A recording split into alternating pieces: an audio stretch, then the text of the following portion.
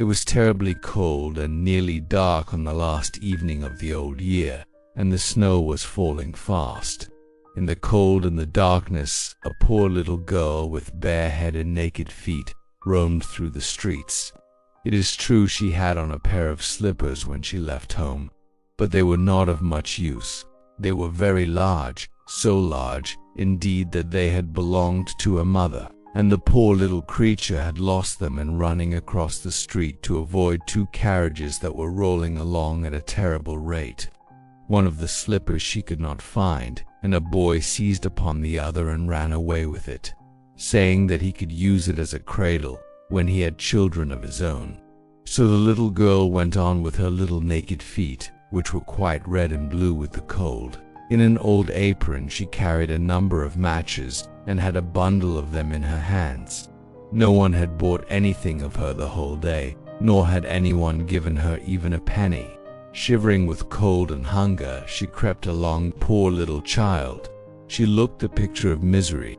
The snowflakes fell on her long fair hair, which hung in curls on her shoulders, but she regarded them not. Lights were shining from every window, and there was a savory smell of roast goose, for it was New Year's Eve. Yes, she remembered that. In a corner between two houses, one of which projected beyond the other, she sank down and huddled herself together. She had drawn her little feet under her, but she could not keep off the cold, and she dared not go home, for she had sold no matches, and could not take home even a penny of money. Her father would certainly beat her.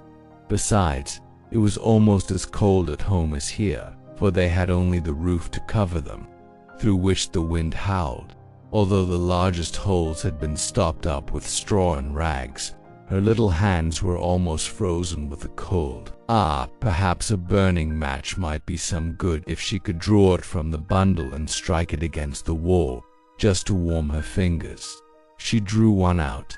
Scratch how it sputtered as it burnt. It gave a warm, bright light, like a little candle, as she held her hand over it. It was really a wonderful light. It seemed to the little girl that she was sitting by a large iron stove, with polished brass feet and a brass ornament. How the fire burned, and seemed so beautifully warm that the child stretched out her feet as if to warm them, when, lo, the flame of the match went out, the stove vanished, and she had only the remains of the half-burnt match in her hand. She rubbed another match on the wall. It burst into a flame, and where its light fell upon the wall it became as transparent as a veil, and she could see into the room. The table was covered with a snowy white tablecloth, on which stood a splendid dinner service, and a steaming roast goose, stuffed with apples and dried plums. And what was still more wonderful, the goose jumped down from the dish and waddled across the floor, with a knife and fork in its breast, to the little girl. Then the match went out, and there remained nothing but the thick, damp, cold wall before her. She lighted another match, and then she found herself sitting under a beautiful Christmas tree. It was larger and more beautifully decorated than the one which she had seen through the glass door at the rich merchant's. Thousands of tapers were burning upon the green branches, and colored pictures, like those she had seen in the show windows, looked down upon it all. The little one stretched out her hand towards them, and the match went out. The Christmas lights rose higher and higher, till they looked to her like the stars in the sky. Then she saw a star fall, leaving behind it a bright streak of fire. "Someone is dying," thought the little girl, for her old grandmother, the only one who had ever loved her, and who was now dead, had told her that when a star falls, a soul was going up to God. She again rubbed a match on the wall, and the light shone round her.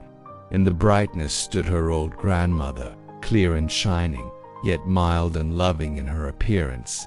"Grandmother," cried the little one, "oh, take me with you. I know you will go away when the match burns out. You will vanish like the warm stove, the roast goose, and the large, glorious Christmas tree." And she made haste to light the whole bundle of matches, for she wished to keep her grandmother there.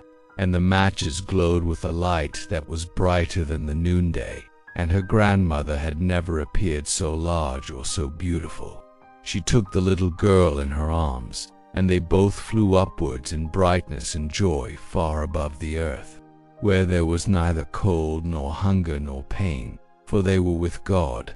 In the dawn of morning there lay the poor little one, with pale cheeks and smiling mouth, leaning against the wall. She had been frozen to death on the last evening of the year, and the New Year's sun rose and shone upon a little corpse. The child still sat, in the stiffness of death, holding the matches in her hand, one bundle of which was burnt. She tried to warm herself, said some. No one imagined what beautiful things she had seen, nor into what glory she had entered with her grandmother on New Year's Day.